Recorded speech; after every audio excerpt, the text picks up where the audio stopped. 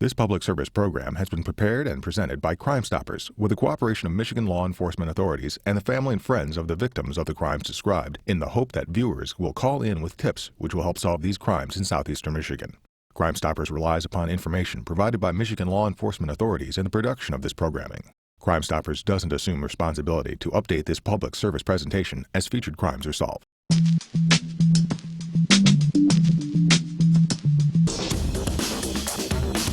A family cries out for justice. Working in his own home in the middle of the afternoon, he's robbed and shot and killed.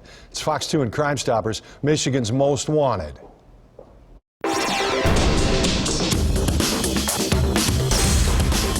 He was working in his own home in the middle of the afternoon. It was 2:30 p.m., January 13th, 2013, on the 20,000 block of Goulburn near 8 Mile and Shaner, Detroit's northeast side. 42-year-old Sterling Bailey was doing carpentry work in his own home when he was surprised by someone with a gun. Bailey was the victim of an armed robbery. Sadly, the gunman did not stop with robbery. After stealing his money, Sterling Bailey was then shot and killed. Witnesses heard a gunshot and then saw a red Dodge Ram pickup driving away from the home. His family is destroyed with non-stop pain knowing the killer is still out there. Bailey's daughter Raquel has been haunted by her father's murder. Someone was there and someone heard something or someone knew something and someone may have saw something. And I just need somebody to come forward because I just need closure. Who robbed and then shot and killed 42-year-old Sterling Bailey? Do the right thing. Call 1-800-SPEAK-UP and claim a $2,500 cash reward. It's been 4 months since a Detroit woman was murdered outside a liquor store. Right now, her killers are still out there. 57-year-old Charlene Anderson was leaving the Parkside liquor store on Detroit's east side when two men tried to rob her. She had nothing to give them, so they shot her in the chest. When she tried to call for help, the suspects shot her again, killing her.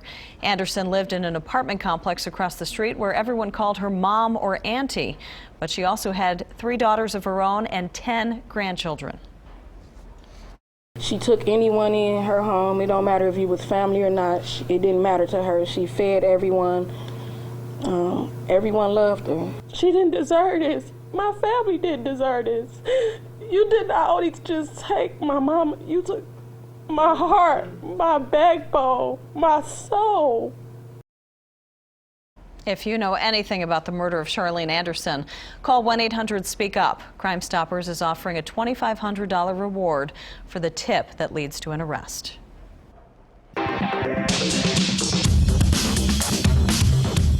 Major Nelson was outside this party store on Fenkel at Freeman, Detroit's west side. It was December 8th, 2007, in front of this Coney on this sidewalk right here. 6:45 in the evening. Major Nelson is standing here. Someone walks up and shoots him on December 8th of 07. Right after that, as he collapses, another man comes from this parking lot and also walks up and shoots Mr. Nelson. He fell in the parking lot. Major Nelson could not recover from the gunshots. He was dead at the age of 34. The trail has since gone cold. Police are baffled why Nelson, who had never been in any trouble, would be the victim of a shooting. Could there have been a mistake? Was he not a target, but perhaps resembled someone else? Police need tips to close this case. Nelson's family misses him every day. His family was so important to him. He really loved his family. He was always around. He just loved doing things with his family. He always made everyone smile. And, you know, when you saw his smile, you knew everything would be okay. Major Nelson's mother says his death has destroyed her. That's my child. I lost him. And he can't be replaced. We're all he had. And he's all we had. Crime Stoppers is offering a $2,500 cash reward for information leading to an arrest. If you know who killed Michael McKinnon, call 1-800-SPEAK-UP. She was my #1 person, and I was her #1 fan. Whoever done this, by all means, please step up and allow yourself some relief from this, because she is greatly missed from all of us.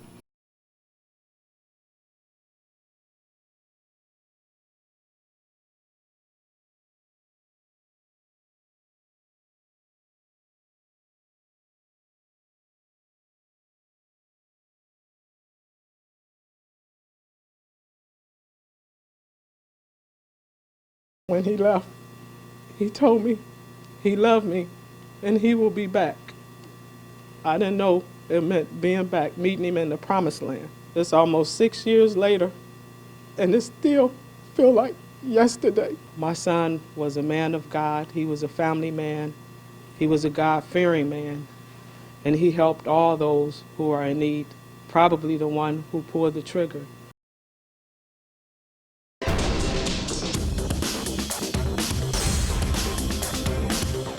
I miss you. I love you. And I just wish you were with us. We're so proud of her. And I guess as a big sister, that means a lot to a little sister to say I'm proud of you. And I was proud of her. July of '05, someone walked into their Waterford home here on the 5400 block of Brunswick Boulevard. In the middle of the night, the couple was executed as they slept side by side. 39-year-old Kenneth Canel Jr. and his girlfriend, 41-year-old Pamela Barnes, were both shot in the head. This was not a robbery, and no one has ever been arrested. A judge approved a search warrant, and Waterford police joined Oakland County forensic investigators as they searched the property at West Buno Road in Milford. For now, investigators are not revealing what they were looking for or if they found anything. Just give yourself up. You know, you're going to be caught eventually. You can't hide.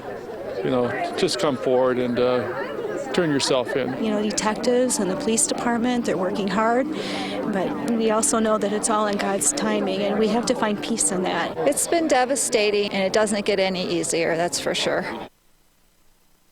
That was Jessie Canel, Kenneth Canel Jr.'s stepmom. These families are hurting. They need justice. We need tips to solve this case. Who killed Kenneth Canel Jr. and his girlfriend Pamela Barnes in Waterford, July of '05? Crime Stoppers right now is offering a $2,750 reward. You won't give your name. Do the right thing. Pick up the phone and call 1-800-SPEAK-UP. He don't want to come forward or aid the police, and I'm asking him too, if he's watching this, to do the right thing. Come forward, tell about what happened. It ain't all about being a snitch.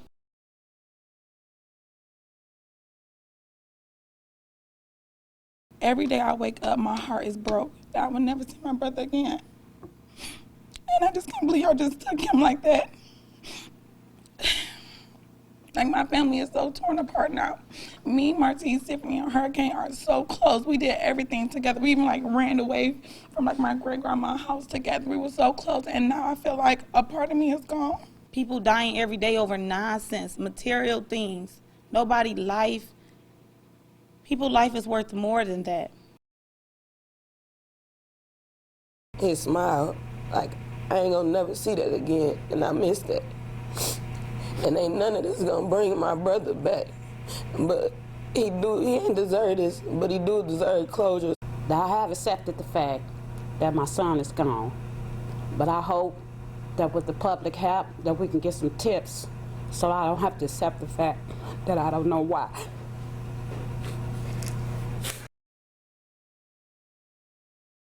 Michigan State Police have a manhunt underway right now for 2 convicted sex offenders. Trooper Craig Tour is working hard to find these 2 individuals. Trooper Tour joins us live right now. Thank you for coming in. Thanks for having me, Ron. One of these individuals you're looking for, we'll have a picture. Henry Johnson. Why should our viewers be looking for him? Henry's on the sex offender registry for forcible sexual contact with an individual. He stopped checking in with the Michigan State Police or any law enforcement agency for that matter. He currently has a felony warrant for failure to comply with the Michigan sex offender registry requirements. Here's a picture we're looking. We assume this is current. He could look very similar to this? Yeah, this is one of the most current pictures we do have of him. Okay, Henry Johnson, if you see him, call the Michigan State Police. And your other individual you're looking for tonight is Terry Brooks. Why should our viewers be looking for him? Terry Brooks also is on the sex offender registry. He is a non-compliant sex offender. The crime that put him on the registry was he engaged in a sexual contact with the individual that was under the age of 13. He's not checking in with us as well. He does have a felony warrant for the sex offender registry violation, as well as an instant offense of indecent exposure. So this is a guy that's out there on the streets that we really want to get him back into our custody and find out really what he's been up to.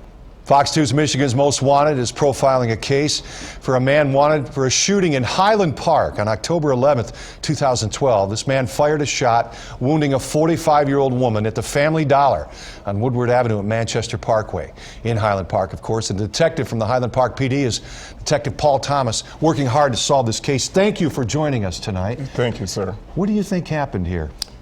On this particular date and time, an individual appeared in a ski mask outside a Family Dollar store located in Highland Park. The individual with the mask fired numerous indiscriminate shots. Firing more than once? Yes. Several times? Several times. At that time, a 44-year-old woman was wounded and is suffering some serious complications as a result of it, some serious health issues. The Highland Park Police Department is interested in solving this crime and removing this dangerous individual from the streets of our community. We're showing some video here. There's some broken glass. He's firing shots at the Family Dollar. She's hit. He's out in the parking lot shooting then. Did he walk up? Did he drive up? No, this individual approached on foot. And fled on foot. If you know what happened in Highland Park, it was in October. This 44-year-old woman, now 45, has survived, but she's been seriously wounded. Call Crime Stoppers, 1-800-SPEAK UP. Please, whoever hear this message, just come forward. I don't have no animosity towards you. I really don't. But I just want to know why you want to come to my house and kill my child?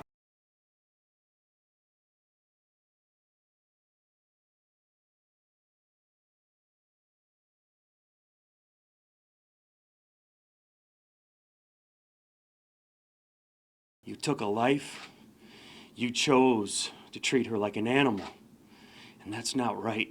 Vernon Lope speaks out on behalf of his wife, Sandra. The 37-year-old mother of 5 children left Santino's bar on Van Dyke at 1 a.m. on December 16th. She was walking home when she was hit by a vehicle. That driver continued on more than 600 feet, dragging Sandra under the vehicle. The driver eventually stopped. Investigators say someone got out of the vehicle and pulled Sandra Lope's body from underneath. Then the vehicle drove off. Sandra was discovered in the parking lot of a mobile home park on Van Dyke near Campground Road in Washington Township. Please, you know who did this, and you know who you are out there. You owe it to God, you owe it to me, you owe it to our family, and you owe it to our kids.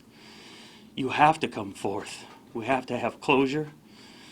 What you did is just unbelievable. This should never happen to anyone, but how do you explain this to 5 young children? You know, it's not fair to us to have had to bury our sister. We should not be here. We should not have to do this.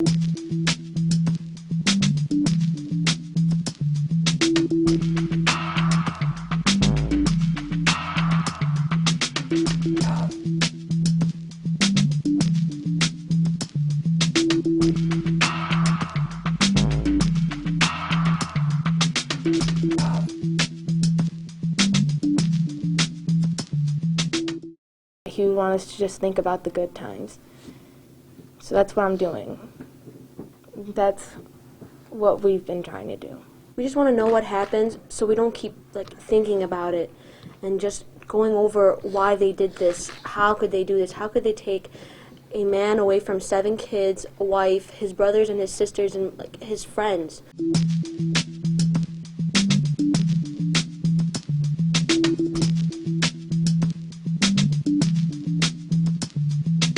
My daughter is suffering enormously from this. Just the other day, it seems like it just really sunk in. And she's like, I'm not going to have a daddy anymore. Who's going to be my daddy now?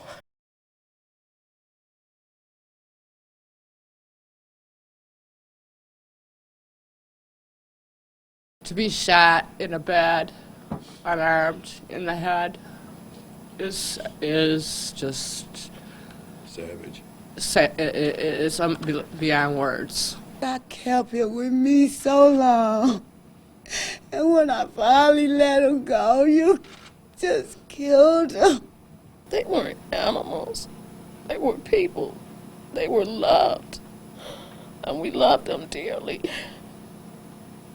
You had no right to take them away. Every day go back, it gets worse and worse. It don't get better. And my mother and me and the other family victims, we having such a hard time. We can't sleep, we can't eat, we can't do nothing. We need help.